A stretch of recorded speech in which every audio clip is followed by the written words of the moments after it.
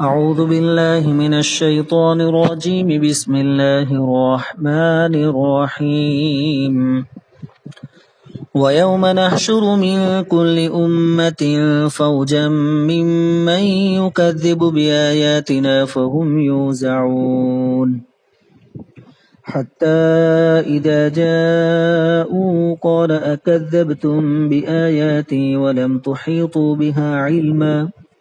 ولم تحيطوا بها علما أم ماذا كنتم تعملون ووقع القول عليهم بما ظلموا فهم لا ينطقون ألم يروا أنا جعلنا الليل ليسكنوا فيه والنهار مبصرا إن في ذلك لآيات لقوم يؤمنون ويوم ينفخ في الصور ففزع ما في السماوات وما في الأرض إلا من شاء الله وكل أتوه داخرين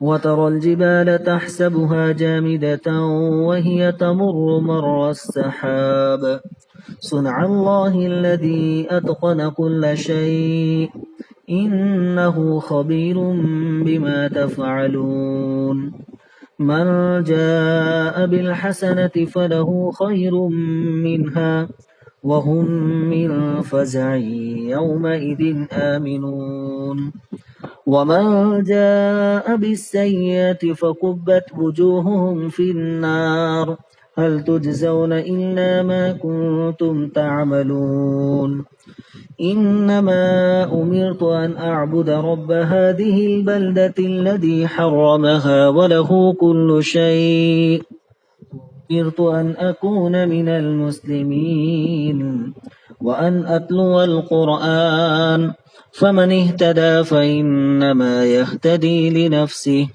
ومن ضل فقل إنما أنا من المنذرين وقل الحمد لله سيريكم آياته فتعرفونها وما ربك بغافل عما تعملون صدق اللہ العظیم۔ بزرگوں اور پیارے بھائیوں، سورہ نمل کی آخری 10-11 آیتوں کی میں نے تلاوت کی ہے۔ انشاءاللہ تعالی آج کا درس سورہ نمل کا آخری درس ہوگا، اور اس سال یعنی سن عیسوی 2020 میں رمضان میں جو درس قرآن کا سلسلہ چلتا ہے تو وہ آج کا آخری درس ہوگا اس سلسلے کا انشاءاللہ تعالی۔ میں نے آپ کے سامنے 11 آیتیں پڑھی ہے سورہ نمل کی، آیت نمبر 83 سے 93 تک۔ آج ہم آیتوں کا ترجمہ بھی سنتے جائیں گے اور ساتھ میں اس کے ضمن میں جو کچھ باتیں ہیں مختصراً وہ بھی سنیں گے انشاءاللہ تعالی۔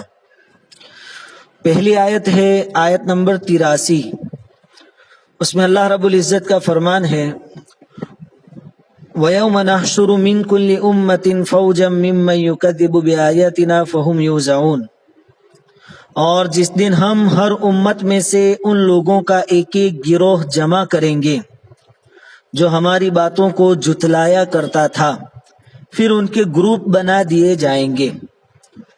جیسا کہ ہم جانتے ہیں کہ پچھلے چند دنوں سے بعث بعد الموت یعنی مرنے کے بعد دوبارہ زندہ ہونا، اس کے بارے میں باتیں چل رہی ہے۔ قیامت کے متعلق آیتیں، قیامت کی نشانیاں، قیامت کے دن کیا ہوگا اس کے بارے میں آیتیں ہیں۔ آج بھی وہی سلسلہ آگے بڑھے گا۔ قیامت کا کچھ منظر اللہ رب العزت نے ان آیتوں میں بیان فرمایا ہے۔ تو پہلی جو آیت ہے آیت نمبر 83 سورہ نمل کی، اس میں اللہ رب العزت فرماتے ہیں کہ جس دن یعنی قیامت کے دن ہر امت میں سے ان لوگوں کا ایک ایک گروہ، ایک ایک جماعت ہم جمع کریں گے جو ہماری باتوں کو جھٹلایا کرتے تھے۔ یعنی قیامت کے دن لوگوں کی تعداد بہت زیادہ ہوگی، اتنی زیادہ تعداد ہوگی کہ ان سب کا ایک ساتھ جانا دشوار ہوگا، مشکل ہوگا۔ اس لیے ان کے الگ الگ گروپ بنائے جائیں گے اور یک کے بعد دیگر یعنی ایک کے بعد ایک وہ گروپ آگے بڑھیں گے۔ ظاہری بات ہے حضرت آدم علیہ السلام سے لے کر قیامت تک کی انسانیت حشر کے میدان میں موجود ہوگی تو بھیڑ تو ہوگی ہی ہوگی، بہت زیادہ بھیڑ ہوگی۔ تو نافرمان جتنے بھی لوگ تھے ہر امت کے، ان کی جماعتیں الگ بنا دی جائے گی، جیسا کہ سورہ یاسین میں بھی اللہ تعالیٰ کا ارشاد ہے وَامْتَازُوا الْيَوْمَ أَيُّهَا الْمُجْرِمُونَ، اے مجرموں آج الگ ہو جاؤ۔ تو نافرمانوں کی جماعتیں، نافرمانوں کے گروہ گروپ الگ الگ کر دیے جائیں گے۔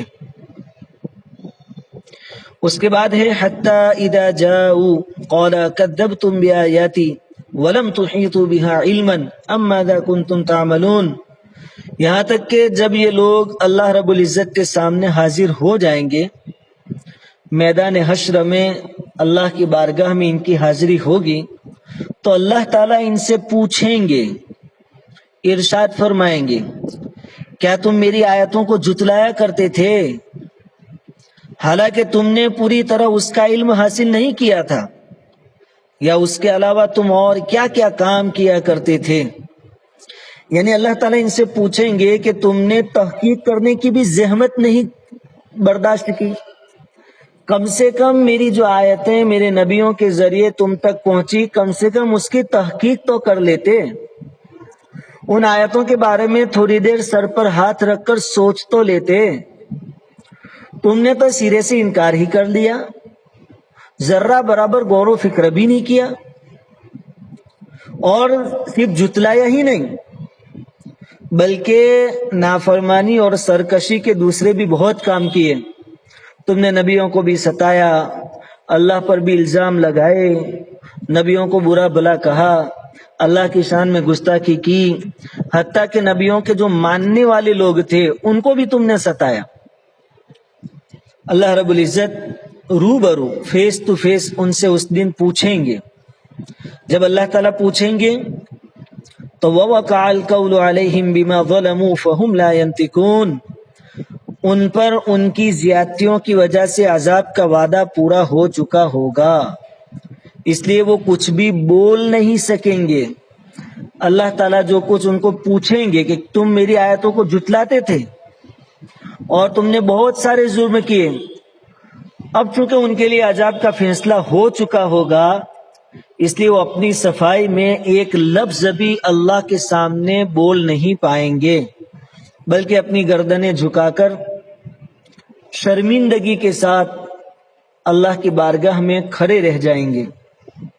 اللہ تعالیٰ فرماتے ہیں أَلَمْ يَرَوْا أَنَّا جَعَلْنَا اللَّيْلَ لِيَسْكُنُوا فِيهِ وَالنَّهَارَ مُبْصِرًا إِنَّ فِي ذَلِكَ لَآيَاتٍ لِقَوْمٍ يُؤْمِنُونَ، کیا وہ نہیں دیکھتے تھے کہ ہم نے رات اس لیے بنائی ہے کہ لوگ اس میں آرام کر سکیں، اور دن اس لیے بنائے ہیں کہ وہ اس میں دیکھ سکیں، بلا شبہ جو لوگ ایمان رکھتے ہیں اس میں ان کے لیے نشانیاں ہیں۔ یعنی اللہ تعالیٰ فرماتے ہیں کہ کم سے کم میری نشانیوں میں، میری قدرت کی نشانیوں میں غور و فکر تو کرتے، صرف تم نے رات دن کے عدلنے بدلنے میں غور و فکر کر لیا ہوتا تو ابھی تم کو ایمان نصیب ہو جاتا، تو ابھی تم کو اللہ کی قدرت سمجھ میں آ جاتی کہ اللہ کتنی زبردست طاقت کا مالک ہے، کہ رات کے وقت دن کے اجالے کو ختم کر دیتا ہے اور اندھیرے کو مسلط کر دیتا ہے، اور صبح کے وقت اندھیرے کو ختم کر کے اجالے کو مسلط کر دیتا ہے۔ تو تم نے اتنا بھی غور نہیں کیا کہ ہم نے رات لوگوں کے آرام کے واسطے بنائی، اس میں اندھیرا کر دیا تاکہ لوگ چین اور سکون کی نیند لے سکیں، اور رات کو دن کو اجالے والا بنایا، دن میں ہم نے سورج نکالا، اجالا کر دیا تاکہ تم دیکھ سکو، کام دھندا کر سکو، کاروبار کر سکو، روزی روٹی کما سکو۔ تو اس میں غور و فکر کرتے تو بھی اللہ کی قدرت نظر آ جاتی، لیکن تم نے تو غور و فکر کیا ہی نہیں، اپنے گناہوں میں مست رہے اور زندگی کھا پی کر گزار کر چلے آئے۔ اس آیت میں ایک بات یہ بھی معلوم ہوئی کہ اللہ تعالیٰ فرماتے ہیں جعلنا اللیل لیسکنوا فیہ، ہم نے رات اس لیے بنائی تاکہ اس میں وہ سکون حاصل کرے۔ معلوم ہوتا ہے اس آیت سے کہ رات کے وقت بلا وجہ جاگنا مناسب نہیں ہے، اور یہ رات کی تخلیق کے مقصد کے خلاف ہے۔ یعنی رات کو جس گرج سے اللہ تعالیٰ نے بنایا ہے لیسکنوا فیہ کہ بندے اس میں آرام کرے، سکون حاصل کرے۔ اب کوئی بندہ رات بھر جاگتا ہے، بےہودہ بیکار کاموں میں لگا رہتا ہے، چوراہوں پر بیٹھا رہتا ہے، یا آج کا نوجوان ہے گیم کھیلتا رہتا ہے، تو اللہ نے رات جس مقصد کے لیے پیدا کی تھی، بنائی تھی، اس کے خلاف کام کر رہا ہے، فطرت کے خلاف کام کر رہا ہے۔ اس لیے معلوم ہوا کہ رات ہو نماز پڑھ کے فوراً سو جانا چاہیے، اور یہی نبی کریم صلی اللہ علیہ وسلم کی سنت ہے۔ حدیث میں آتا ہے کہ حضور عشاء کی نماز پڑھے بغیر کبھی سوتے نہیں تھے، اور نماز پڑھ لینے کے بعد جاگتے نہیں تھے بلکہ فوراً سو جاتے تھے۔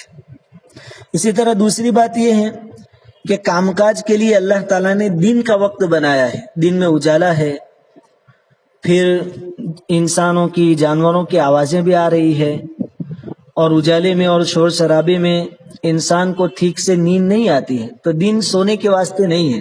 ٹھیک ہے دوپہر کا قیلولہ کرنا سنت ہے، یہ الگ بات ہے، ورنہ کوئی آدمی رات کو کام کرے اور دن میں سو جاوے یہ فطرت کے خلاف ہے۔ ہاں کوئی مجبوری ہو تو الگ بات ہے، ورنہ دن میں کام کرنا چاہیے اور رات میں آرام کرنا چاہیے۔ اسی لیے آدمی کو ایسی ملازمت اور نوکری اور ڈیوٹی اختیار کرنی چاہیے جس میں دن میں کام کرنا ہو، اور کم سے کم آدمی رات کو چین اور سکون کے ساتھ اپنے گھر جا کر سو سکے۔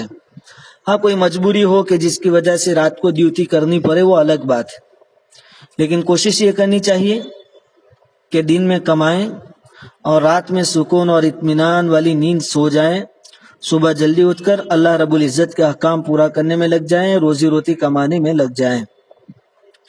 تو اللہ تعالیٰ نے فرمایا کہ تم نے تو میری نشانیوں میں غور و فکر کیا ہی نہیں، تم نے تو سرے سے انکار ہی کر دیا۔ صرف رات اور دن میں جو میری قدرت کام کر رہی ہے اس میں تھوڑا سوچ لیتے تو بھی تم میرے کو پہچان لیتے۔ آگے اللہ رب العزت قیامت کا مزید تذکرہ فرماتے ہیں، وَيَوْمَ يُنفَخُ فِي الصُّورِ فَفَزِعَ مَنْ فِي السَّمَاوَاتِ وَمَنْ فِي الْأَرْضِ إِلَّا مَنْ شَاءَ اللَّهُ وَكُلٌّ أَتَوْهُ دَاخِرِينَ۔ اور جس دن سور پھونکا جائے گا تو آسمان و زمین میں جو کوئی بھی ہے سب گھبرا جائیں گے، سوائے ان لوگوں کے جن کو اللہ اس دن کی گھبراہٹ سے بچانا چاہیں، اور سب کے سب عاجزی کے ساتھ اللہ کے سامنے حاضر ہو جائیں گے۔ سور کا پھونکا جانا حدیثوں سے معلوم ہوتا ہے کہ 2 مرتبہ ہوگا۔ جب پہلا سور پھونکا جائے گا تو زمین کی تمام چیزیں مر جائے گی، ختم ہو جائے گی، اور جب دوسرا سور پھونکا جائے گا تو سب دوبارہ زندہ ہو جائے گی۔ یہاں اکثر مفسرین کی رائے یہ ہے کہ یہاں جس سور کے پھونکے جانے کا تذکرہ ہے یہ پہلے سور کے بارے میں ہے، اور اسی پہلے سور کا تذکرہ سورہ زمر میں بھی ہے، جس میں فرمایا گیا ہے کہ سور کی آواز پر زمین و آسمان کی تمام چیزیں بے ہوش ہو جائے گی۔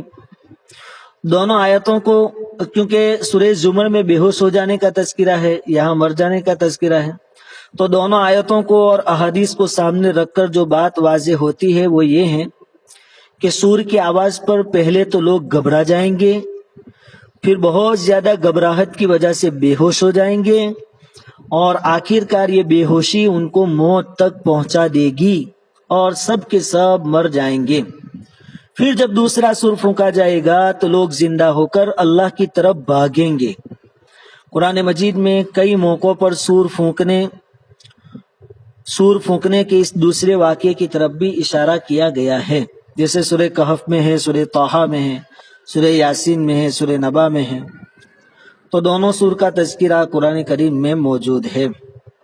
یہاں پہلے سور کا تذکرہ ہے کہ جب پہلا سور پھونکا جائے گا تو تمام لوگ گھبرا جائیں گے جو آسمان اور زمین میں ہیں، الا من شاء اللہ، ہاں جن کے بارے میں اللہ چاہیں گے وہ اس گھبراہٹ کے دن بھی گھبراہٹ سے معمون رہیں گے، محفوظ رہیں گے۔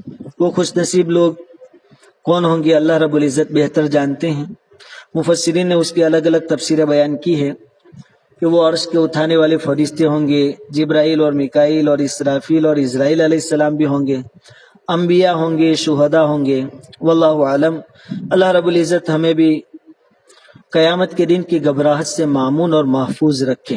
اور اس کی ایک دوسری تفسیر یہ بھی ہے کہ اس وقت کی بات ہے جب سور پھونکا جائے گا، لوگ دوسری مرتبہ سور پھونکے جانے کے بعد زندہ ہوں گے، حساب کتاب ہو جائے گا، اس کے بعد جو لوگ نیک ہیں، اللہ کو ماننے والے تھے، ایمان والے تھے، وہ ہر قسم کی گھبراہٹ سے محفوظ ہو جائیں گے، واللہ عالم۔ اس کے بعد والی آیت ہے آیت نمبر 88، وَتَرَى الْجِبَالَ تَحْسَبُهَا جَامِدَةً وَهِيَ تَمُرُّ مَرَّ السَّحَابِ صُنْعَ اللَّهِ الَّذِي أَتْقَنَ كُلَّ شَيْءٍ إِنَّهُ خَبِيرٌ بِمَا تَفْعَلُونَ۔ اللہ تعالیٰ فرماتے ہیں کہ تم پہاڑ کو دیکھ کر خیال کرتے ہو کہ یہ ہلتے نہیں ہیں، حرکت نہیں کرتے ہیں، لیکن قیامت کے دن وہ بادلوں کی طرح اڑتے پھریں گے۔ یہ اللہ کی قدرت کا کرشمہ ہوگا جس نے ہر چیز کو مضبوطی کے ساتھ بنا رکھا ہے۔ تم جو کچھ کرتے ہو یقیناً اللہ تعالیٰ کو اس کی پوری خبر ہے۔ تو قیامت کے دن یہ جو مضبوط پہاڑ ہمیں نظر آتے ہیں اور ہم اس کے بارے میں سمجھتے ہیں کہ جامد ہے، جمے ہوئے ہیں، اپنی جگہ سے ہلتے ڈولتے نہیں ہیں، حرکت بھی نہیں کرتے ہیں، لیکن یہی بڑے بڑے پہاڑ کل قیامت کے دن روئی کے گالوں کی طرح اڑتے ہوئے نظر آئیں گے۔ تمر مر السحاب، جیسے بادل اڑتے ہیں یہ پہاڑ بھی اڑیں گے۔ یہ اللہ رب العزت کی قدرت کا کرشمہ ہوگا قیامت کے دن۔ اللہ رب العزت اب فیصلہ سناتے ہیں، من جاء بالحسنۃ فلہ خیر منہا وہم من فزع یومئذ آمنون۔ جو شخص نیکی لے کر آئے گا اس کو اس سے بہتر ملے گا اور وہ لوگ اس دن گھبراہٹ سے محفوظ رہیں گے۔ یہاں ایک بات قابل ذکر ہے، من جاء بالحسنۃ، جا کے ساتھ با کا صلہ آیا ہے، اس کا ترجمہ ہے جو نیکی لے کر آئے گا، یعنی دنیا میں نیکی کی اور پھر اس نیکی کو بچانا ہے، بچا کر آخرت میں لے جائے گا، اس کو اس سے بہتر ملے گا۔ یعنی وقتی طور پر دنیا میں نیکی کی تھی، وہاں جنت کی ہمیشہ کی نعمتیں مل جائے گی، بہتر چیز ملے گی، بہتر بدلہ ملے گا، لیکن شرط ہے جاء بالحسنۃ، نیکی کو آخرت میں لے کر جانا ہے۔ اس کی طرف دھیان دینے کی بہت ضرورت ہے میرے بھائی اور بہنوں۔ ہم رمضان المبارک کے بابرکت مہینے میں روزہ تو رکھتے ہیں، اللہ کے حکم کو پورا کرنے کے خاطر صبح سے شام تک بھوک پیاس کو برداشت کرتے ہیں، لیکن کبھی کسی کی غیبت کر لیتے ہیں، کسی کی برائی کر لیتے ہیں، تو نیکی کرنے کے بعد یہ نیکی باقی نہیں رہتی ہے، بچتی نہیں ہے، بلکہ ہم اپنی زبان میں کہیں تو کیے کرائے پر پانی پھر جاتا ہے۔ اس لیے اپنی نیکیوں کو بچانا بھی ضروری ہے۔ یہاں یہ نہیں کہا کہ من فعل بالحسنۃ فلہ خیر منہا، جس نے دنیا میں نیکی کی ہوگی اس کو وہاں بہتر بدلہ ملے گا، نہیں، جو نیکی لے کر آخرت میں پہنچے گا اس کے لیے بہتر بدلہ ہوگا۔ تو نیکیوں کو بچانا یہ بھی ضروری ہے۔ اب جنہوں نے نیکیاں کی، جو نیکیاں لے کر قیامت میں جائیں گے ان کو بہتر بدلہ ملے گا، یعنی جنت ہمیشہ کی ملے گی، جنت کی ہمیشہ کی نعمتیں ملیں گی۔ وَهُمْ مِنْ فَزَعٍ يَوْمَئِذٍ آمِنُونَ، اور اس دن کی گھبراہٹ سے وہ لوگ محفوظ رہیں گے۔ یہ بہت بڑی نعمت ہے، چونکہ اس دن کلیجے منہ کو آ جائیں گی، اتنی گھبراہٹ کا دن ہوگا قیامت کا دن۔ اس دن ایسے لوگ یعنی ایمان والے لوگ گھبراہٹ سے انشاءاللہ محفوظ رہیں گے۔ گھبراہٹ سے محفوظ رہنے کا ایک سبب یہ بھی ہوگا کہ قیامت واقع ہوگی، یہ ان کی امید اور یقین کے عین مطابق ہوگا۔ یعنی ایمان والوں کا تو پہلے سے ہی یقین ہے کہ ایک دن قیامت آئے گی اور اپنے کیے کرائے کا حساب کتاب ہونا ہے، پہلے سے یقین ہے۔ اب جس چیز کا پہلے سے یقین تھا وہ آنکھوں کے سامنے آ گئی تو آدمی کو گھبراہٹ زیادہ نہیں ہوتی ہے یا بالکل نہیں ہوتی ہے، تو گھبراہٹ سے معمون ہوگا۔ ان کے مقابلے میں جو لوگ ایمان نہیں لائے اور جو لوگ آخرت کو مانتے نہیں ہیں، انکار کرتے ہیں، ان کے سامنے جب اچانک قیامت آئے گی تو وہ لوگ بہت زیادہ گھبرا جائیں گے، کیونکہ امید کے خلاف ایک چیز ان کے سامنے آ جائے گی۔ تو اللہ رب العزت سے ہمیشہ دعا بھی کریں، اللہ تعالیٰ قیامت کے دن کی گھبراہٹ سے ہماری حفاظت فرمائیں، اور اللہ کی توفیق سے جو ٹوٹی پھوٹی نیکیاں ہم سے ہوتی ہے اللہ تعالیٰ ان نیکیوں کو محفوظ فرمائیں، ہمیں دوسری برائیوں سے بچائے، کہیں ایسا نہ ہو کہ ہماری برائیوں کی وجہ سے ہماری نیکیاں ختم ہو جائیں۔ آگے اللہ رب العزت فرماتے ہیں وَمَنْ جَاءَ بِالسَّيِّئَةِ فَكُبَّتْ وُجُوهُهُمْ فِي النَّارِ هَلْ تُجْزَوْنَ إِلَّا مَا كُنْتُمْ تَعْمَلُونَ، اور جو برا عمل لے کر آئے گا تو اس کو اوندے منہ دوزخ میں ڈال دیا جائے گا۔ اللہم احفظنا منہ، اللہ پوری دنیا کے مسلمانوں کی جہنم کی آگ سے پوری پوری حفاظت فرمائیں۔ اللہ تعالیٰ فرماتے کہ جو لوگ بری عمل لے کر قیامت میں حاضر ہوں گے، یعنی ایمان نہیں ہوگا یا پھر کبیرہ گناہ کیے ہوں گے اور توبہ نہیں کی ہوگی، ان کو منہ کے بل جہنم میں ڈال دیا جائے گا، اور پھر ان سے کہا جائے گا ہل تجزون الا ما کنتم تعملون، تم کو تمہارے ہی عمل کی سزا دی جا رہی ہے، یہ کوئی تم پر ظلم نہیں ہو رہا، تم نے جو اعمال کیے تھے وہی تم بھگت رہے ہو۔ اب اللہ رب العزت اپنے پیارے نبی صلی اللہ علیہ وسلم سے کچھ خطاب فرما رہے ہیں، آخری آیتیں ہیں، انما امرت ان اعبد رب هذه البلدة الذي حرمها وله كل شيء وامرت ان اكون من المسلمين۔ اے نبی جی آپ کہہ دو کہ مجھ کو تو یہی حکم ملا ہے کہ میں اس شہر یعنی مکہ مکرمہ کے مالک کی عبادت کرتا رہوں، مکہ مکرمہ کا مالک یعنی اللہ رب العزت کی عبادت کرتا رہوں، جس کو اللہ تعالیٰ نے قابل احترام بنایا ہے، یعنی اس مکہ مکرمہ کو اللہ تعالیٰ نے قابل تعظیم قابل احترام بنایا ہے، ہر چیز اسی کی ہے، وَلَهُ كُلُّ شَيْءٍ، ہر چیز اللہ رب العزت کی ہے، وَأُمِرْتُ أَنْ أَكُونَ مِنَ الْمُسْلِمِينَ، اور مجھ کو حکم دیا گیا ہے کہ میں ہمیشہ فرما برداری کرنے والوں میں رہوں، مرتے دم تک مسلمان بنا رہوں۔ مسلمان کا مطلب ہے فرما بردار، تو ہمیں بھی کوشش کرنی چاہیے۔ اللہ تعالیٰ اپنے نبی سے کہہ رہے کہ آپ ان سے کہہ دو کہ آپ میری بات کو مانو یا نہ مانو، میں تو ہمیشہ اللہ کا فرما بردار بن کے رہوں گا، مجھے اس کا حکم دیا گیا ہے۔ ہم بھی اللہ رب العزت سے توفیق مانگے کہ مرتے دم تک اللہ رب العزت ہمیں فرما بردار بنائے رکھیں، مسلمان بنائے رکھیں۔ آگے اللہ تعالیٰ فرماتے ہیں وَأَنْ أَتْلُوَ الْقُرْآنَ، اور نبی جی آپ ان سے کہہ دو کہ مجھے یہ بھی حکم دیا گیا ہے کہ میں قرآن پڑھ پڑھ کر سناتا رہوں۔ فَمَنِ اهْتَدَىٰ فَإِنَّمَا يَهْتَدِي لِنَفْسِهِ، جو شخص ہدایت کو قبول کر لے تو وہ اپنے ہی فائدے کے لیے ہدایت قبول کرے گا۔ وَمَنْ ضَلَّ فَقُلْ إِنَّمَا أَنَا مِنَ الْمُنذِرِينَ، اور جو گمراہی پر قائم رہے گا تو آپ کہہ دیجئے میں تو صرف اللہ کی طرف سے ڈرانے والوں میں سے ہوں، یعنی پھر ان کی ذمہ داری آپ کے اوپر نہیں ہے۔ جو مان لے گا آپ کی بات کو، اللہ تعالیٰ اپنے نبی سے کہہ رہے ہیں کہ آپ کہو کہ مجھے قرآن سنانے کا حکم ہے، میں تو قرآن سناتا رہوں گا۔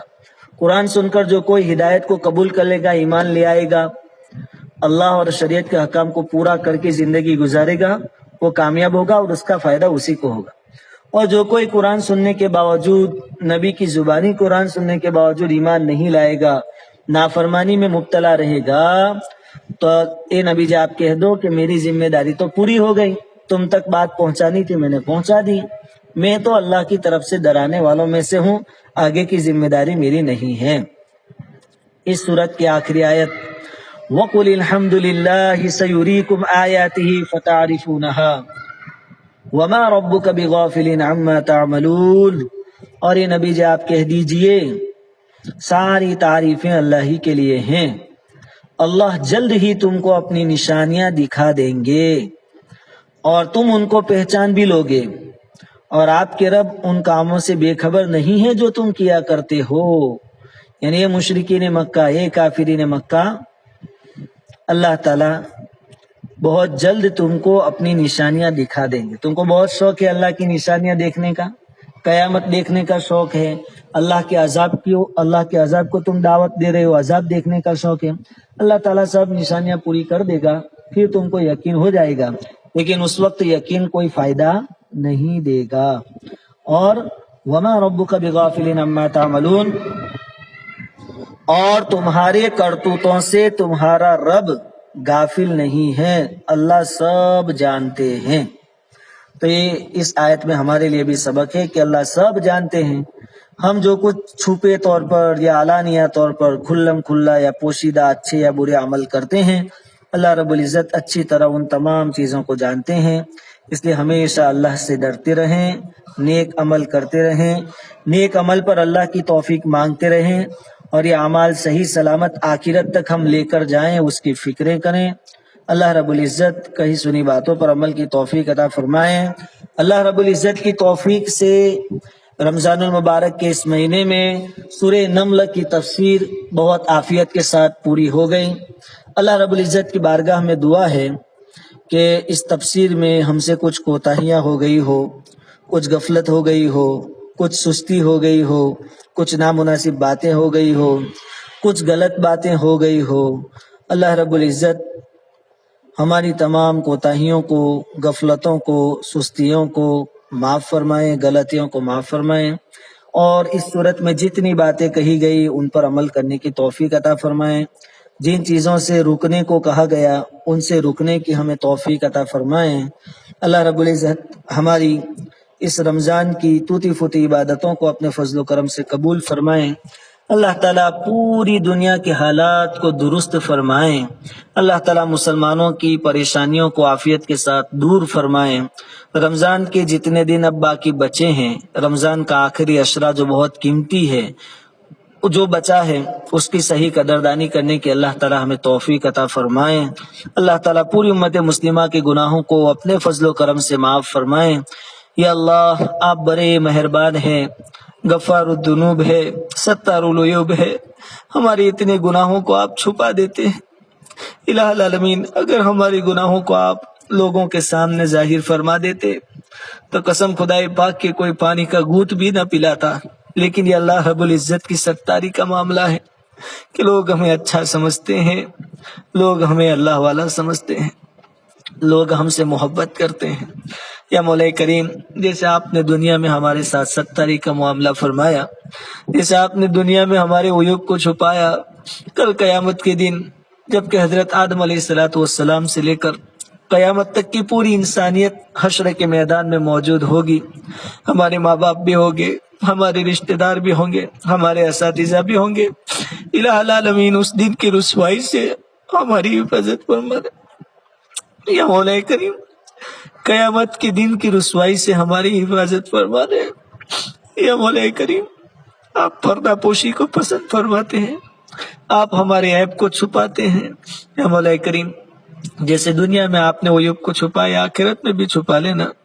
یا مولا کریم، اب تک کی زندگی آپ کی نافرمانیوں میں گزر چکی ہے، یا مولا کریم معلوم نہیں کتنی زندگی بچی ہے، الہ العالمین کب زندگی کی شام ہو جائے۔ یا مولا کریم، موت سے پہلے موت کی تیاری کرنے کی توفیق عطا فرما۔ یا مولا کریم، آپ کی رضامندی والے اعمال کرنے کی توفیق عطا فرما۔ یا مولا کریم، اخلاص اور للہیت نصیب فرما۔ یا مولا کریم، ریاکاری سے، دکھلاوے سے الہ العالمین پوری حفاظت فرما۔ یا مولا کریم، آخرت کی فکر نصیب فرما، حلال اور پاکیزہ چیزیں نصیب فرما، حرام چیزوں سے ہماری پوری حفاظت فرما۔ الہ العالمین، ہماری نسلوں کی جان کی، مال کی، عزت کے، آبرو کی، ایمان کے، عقائد کے، اعمال کی حفاظت فرما۔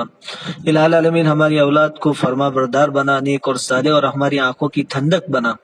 یا مولا کریم، ہمارے ماں باپ کو ہماری طرف سے جزائے خیر عطا فرما۔ یا مولا کریم، ہمارے ماں باپ نے راتوں کی نیند بیچ کر، الہ العالمین دین کا آرام چھوڑ کر، کما کر ہمیں کھلایا اور پلایا ہے۔ یا مولا کریم، ان کے احسان کا بدلہ ہم نہیں دے سکتے۔ یا مولا کریم، ہمارے ماں باپ کو بہترین بدلہ عطا فرمائیے۔ یا مولا کریم، ہمارے ماں باپ کی قبروں کو نور سے منور فرمائیے۔ یا مولا کریم، ان کے گناہوں کو معاف فرمائیے۔ یا مولا کریم، امت مسلمہ کے مرحومین کی مغفرت فرمائیے۔ یا مولا کریم، امت مسلمہ کے مرحومین کی مغفرت فرمائیے۔ یا اللہ، ہر ایک کی قبروں کو نور سے منور فرمائیے۔ یا مولا کریم، یہ وہ عشرہ ہے جس میں آپ جہنم سے نجات عطا فرماتے ہیں۔ الہ پوری امت مسلمہ کے مرحومین کو قبر کے عذاب سے نجات عطا فرمائیے، جنت الفردوس میں داخلہ نصیب فرمائیے۔ یا مولا کریم، امت مسلمہ جہاں کہیں جس لائن سے پریشان حال ہو، یا مولا کریم تمام کی پریشانیوں کو اپنے فضل و کرم سے دور فرمائیے۔ الہ العالمین، امت کے بیماروں کو شفائے کلی عطا فرمائیے۔ الہ العالمین، بے روزگاروں کو حلال اور پاکیزہ اور وافر مقدار میں روزی نصیب فرمائیے۔ مقروضین کے قرض کی ادائیگی کی غیب سے شکلیں صورتیں پیدا فرمائیے۔ الہ العالمین، جن کی اولادیں نہیں ہیں، اولاد کے خواہش مند ہیں، ان کو نیک صالح فرما بردار اولاد عطا فرمائیے۔ جن کی اولادیں ہیں، ان کے اولادوں کو اپنے ماں باپ کی فرما بردار بنائیے، آنکھوں کی ٹھنڈک بنائیے، آخرت کے لیے صدقے جاریہ بنائیے۔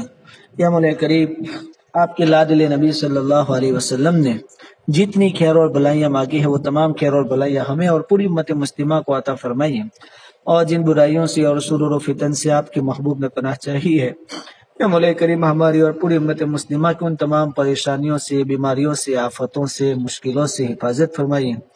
یا مولا کریم دشمنان اسلام کے مکر و فریب سے عالم اسلام کی پوری حفاظت فرمائیے. الہ العالمین ان کی غلط پلاننگ کو انہی پر الٹ دیجئے.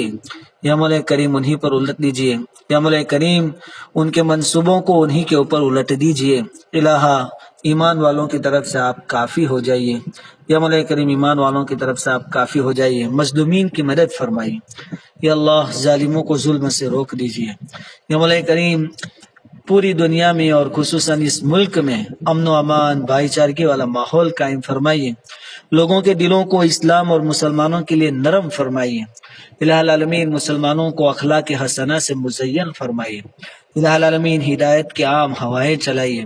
پوری دنیا میں آپ کا بول بالا فرمائیے. ہر کچے پکے مکان میں کلمہ طیبہ کو داخل فرمائیے. یا مولا کریم بقیہ زندگی جتنی بھی بچی ہے عافیت کے ساتھ ایمان کی سلامتی کے ساتھ گزارنے کی توفیق عطا فرمائیے. الہ جس وقت آپ ہمارے لیے موت کا فیصلہ فرمائیں یا مولا کریم ایمان والی کلمہ طیبہ والی رمضان المبارک کے روزے والی مکہ اور مدینہ والی قرآن کریم کی تلاوت والی سجدے والی موت نصیب فرمائیے. آپ کی رضامندی والی موت نصیب فرمائیے. الہ العالمین موت کی سختیوں سے ہمیں حفاظت عطا فرمائیے. الہ العالمین سکرات الموت میں جتنی سختیاں ہوتی ہے جو تکلیفیں ہوتی ہے اس سے ہمیں امن عطا فرمائیے. ہماری حفاظت فرمائیے. موت میں آسانی فرمائیے. اللہم بارک لنا فی الموت وفیما بعد الموت. موت کے بعد کے تمام مراحل آسان فرمائیے. یا مولا کریم ہمارے جو عزیز اور رشتہ دار اور اساتذہ اس فانی دنیا سے رخصت ہو چکے ہیں الہ العالمین ان تمام کی مغفرت فرمائیے.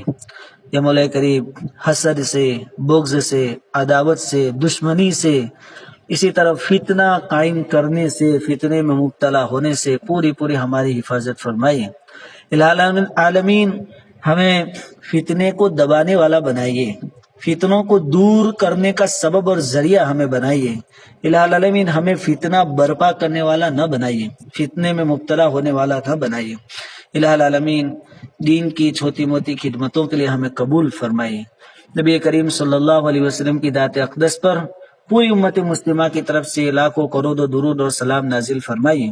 اللہم صلی علی محمد النبی الامی وعلی آلہ وبارک وسلم تسلیما. یا مولا کریم ہم نے اپنی گندی زبان سے جو کچھ ٹوٹی پھوٹی دعائیں مانگی ہے اپنی سمجھ کے مطابق مانگی ہے الہ آپ اپنی شان احسان اپنے فضل و کرم سے عطا فرمائیے. ربنا تقبل منا انك انت السميع العليم وتب علينا انك انت التواب الرحيم. سبحان ربك رب العزة عما يصفون وسلام على المرسلين والحمد لله رب العالمين.